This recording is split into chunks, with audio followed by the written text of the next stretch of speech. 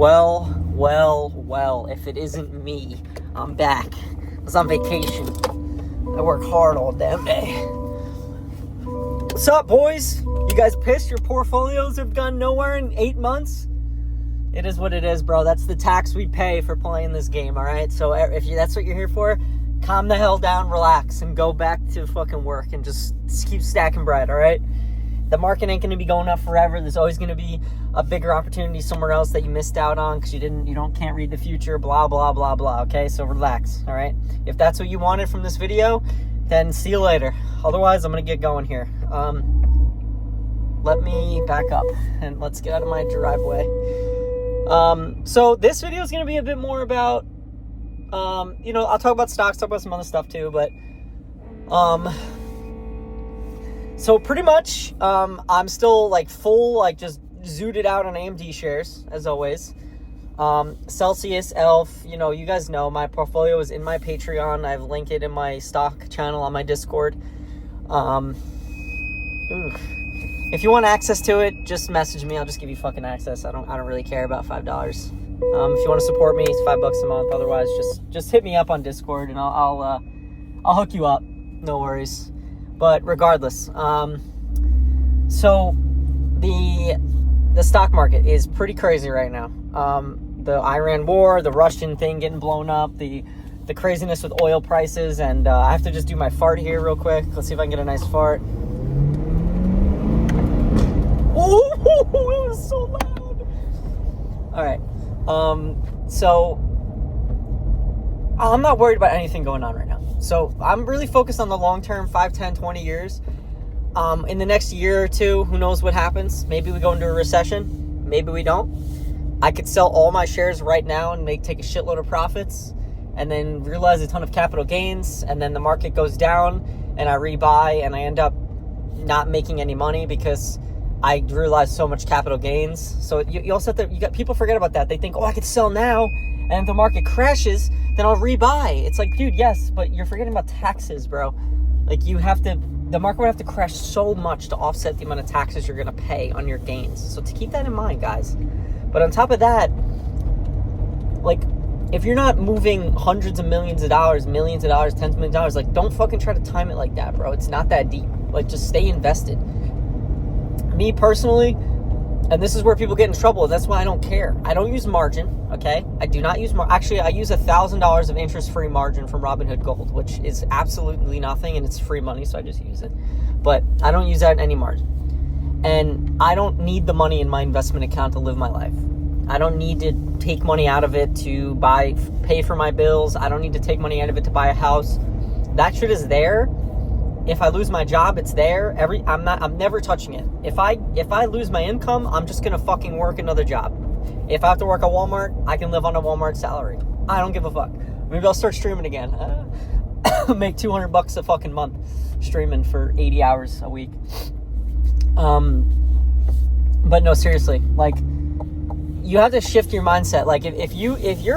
If you're hoping that your taxable brokerage account, your Roth IRA, if you're preying on those to be like your savings accounts, you're fucked up. You really fucked up. It's not smart. It's just not a good idea because it messes with you psychologically. People get caught in that thing. Right now, this is where people get in trouble. With the tariff stuff, this is where people get in trouble. The tariff stuff happens and they think, well, what if the tariffs get worse? What if Liberation Day was just the beginning? And what if he actually increases the tariffs? What if China tariffs us back? Blah, blah, blah. Oh my God. Well, if that happens, I'm going to lose everything. And then they panic and they sell and then the market goes up. And on paper, it might seem better to have nothing in the bank. It might seem better to be fully invested, right? If you have $2,000 to your name, you think to yourself, I should put all $2,000 into my checking or into the brokerage. No, you should put nothing in the brokerage. If you have kids, you should have a year emergency fund. If you don't have kids and you're a single guy, I'd say 3 months. If you're in a relationship, it's a serious one, I'd say 6 months. But if you're a single bachelor, even a month is probably fine of emergency fund, let's be honest. But even then, a month or two, it's just psychology. If you have a little bit of a safety net, you're not going to get so fucking scared every time something happens. Like, you're not going to be staring at Twitter and like be like, oh my God, this got bombed, that got bombed.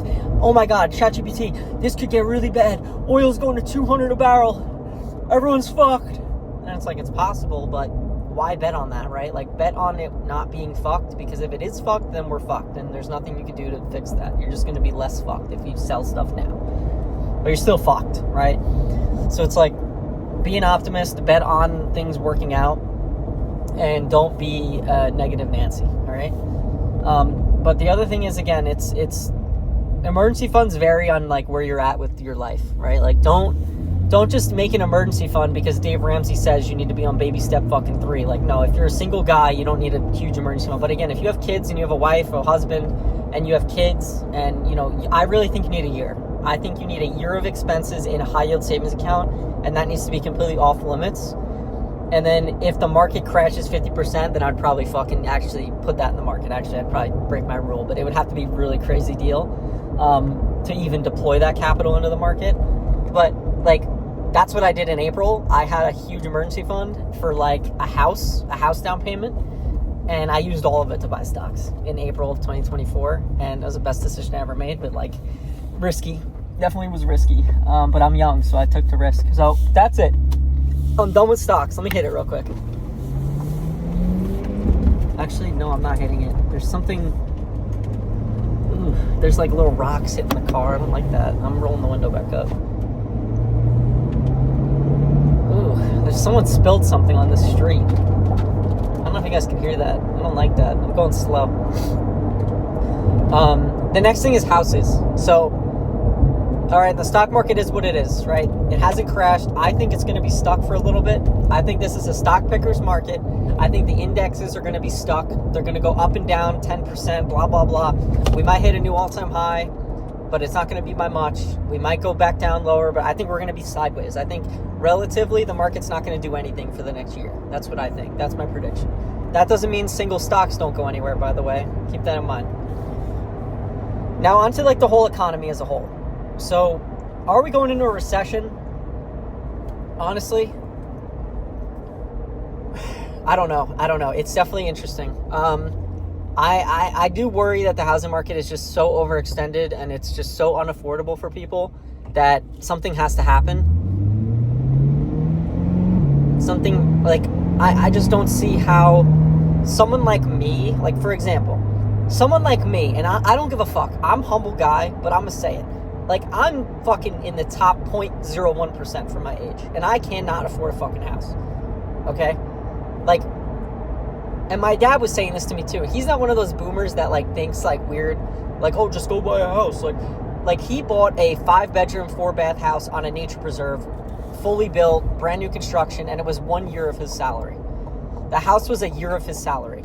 I am making a really good amount of money for my age, and a house is still 2x, like 2.2 to 2.5x my yearly salary, and that's not a 5-bedroom, 4-bath. That's a fucking 2-bedroom, 2-bath with no yard. Okay, so houses have gotten so beyond expensive, and to be completely honest, guys, like, I'm looking for a house. I'm trying to buy a house, but I'm getting stuck in this thing of like, what if I buy a house and the market crashes? What if and I'm getting worried, and I think I need to shut the fuck up and just buy a fucking house, because it's not an investment. It's a single family house, and it's not that deep.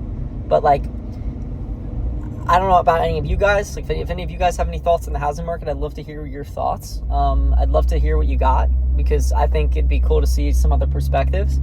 Like, personally, I'm taking out a big of a mortgage as I possibly can, because even with rates at like, I can get a mortgage in the 4s because of some programs for first-time home buyers where I live, so that's cool. But honestly, it's not the mortgage, it's not the rate, it's the price of the house. That's the problem. Like, I've mathed it out. Like, the rate at like 3% or 7%, like my monthly payment changes by $1,000. It's not even a big deal. Like, great, $1,000 a month. Like, I can make that. Like, that's not an issue. The issue is it's a $500,000 fucking loan, not the rate on the loan. That's what I've learned, is I've done the math, and I just feel like it's not a mortgage issue. It's a pricing issue. It's not a rate issue. It's the pricing is just fucked. It's so fucked. So it's like, what do we do? So my plan for like the next 6 to 12 months is I'm looking for a house. I'm not offering crazy. I just offered on a house, actually. It was a 2-bedroom, 1-bath with no backyard or side yard. So the house was built on the fence. It was listed for $425. I offered $410. They got $490. They got $490. Okay. So sometimes you just have to bow out and realize I cannot rush into this housing thing. I'm making offers, but I'm not overpaying. I'm not getting emotional. I'm paying what the house is worth based on sold comps, right? Looking at Zillow, looking at what houses are selling, what they sell for, offering based on that.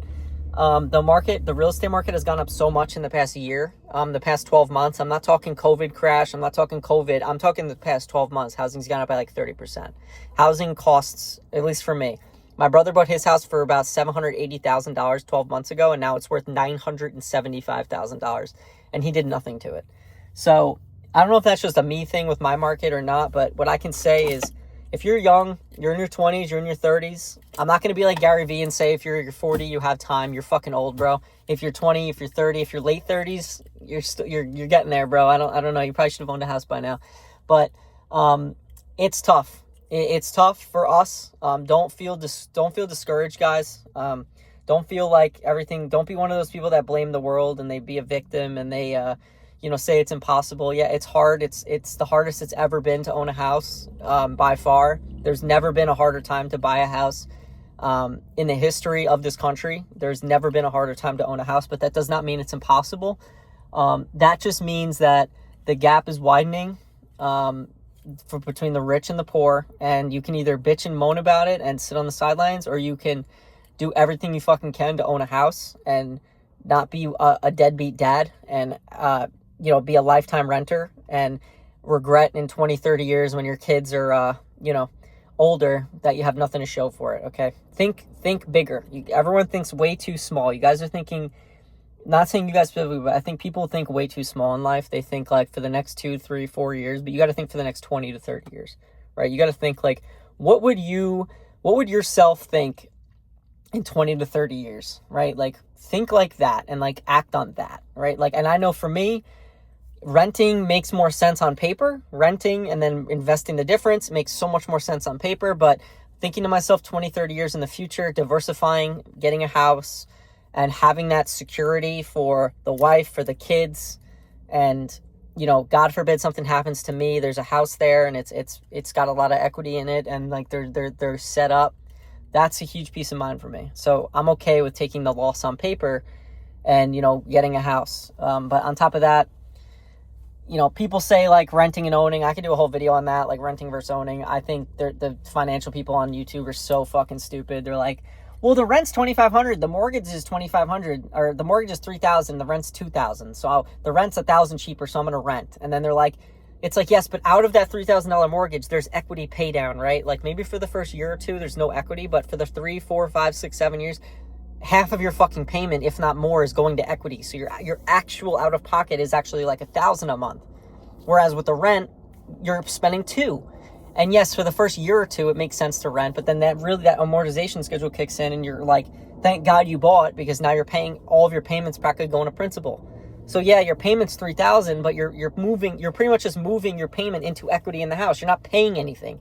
Like they don't think like that. Like it's so fucking annoying to me, but that's a whole nother discussion. So I'll talk about that another time. But I'm gonna go to the gym, boys. It's been cool catching back up with you guys. It's been dope. And if you guys have any questions, just hit me up.